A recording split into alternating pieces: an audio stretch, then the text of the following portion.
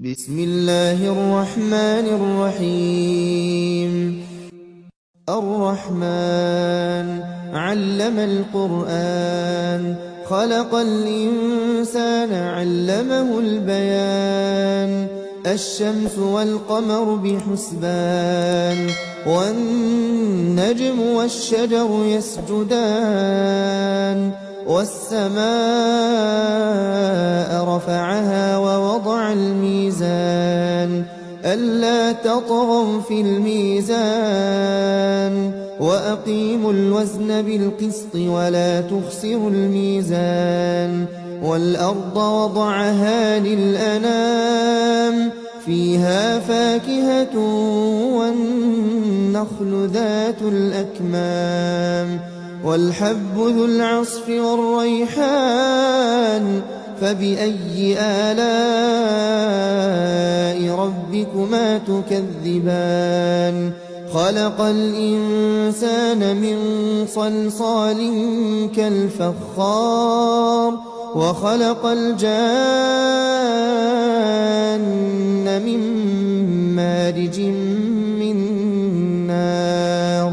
فبأي آلاء ربكما تكذبان.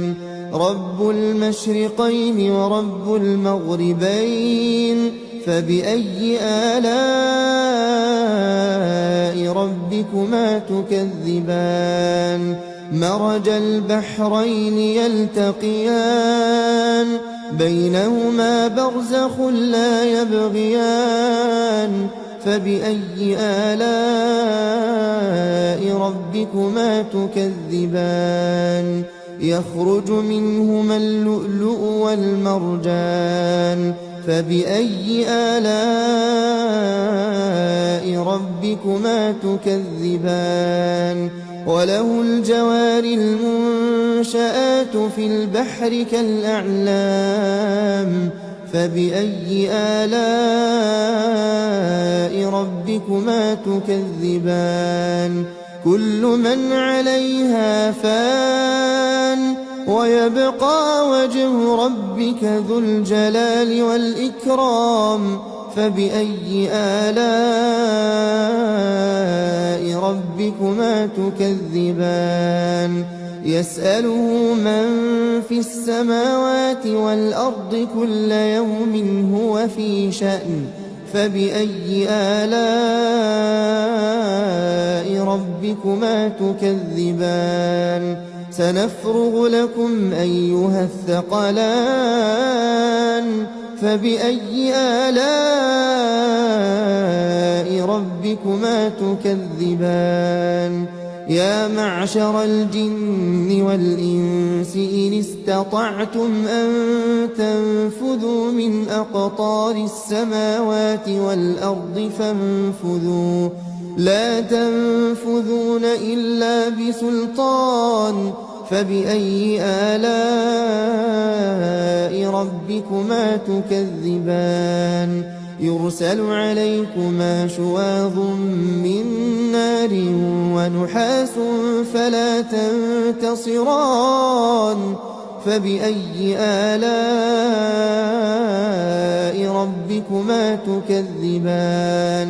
فإذا انشقت السماء فكانت وردة كالدهان. فبأي آلاء ربكما تكذبان. فيومئذ لا يسأل عن ذنبه إنس ولا جان. فبأي آلاء ربكما تكذبان. يعرف المجرمون بسيماهم فيؤخذ بالنواصي والأقدام. فبأي آلاء ربكما تكذبان. هذه جهنم التي يكذب بها المجرمون، يطوفون بينها وبين حميم آن. فبأي آلاء ربكما تكذبان ولمن خاف مقام ربه جنتان فبأي آلاء ربكما تكذبان ذواتا أفنان فبأي آلاء ربكما تكذبان فيهما عينان تجريان فبأي آلاء ربكما تكذبان فيهما من كل فاكهة زوجان فبأي آلاء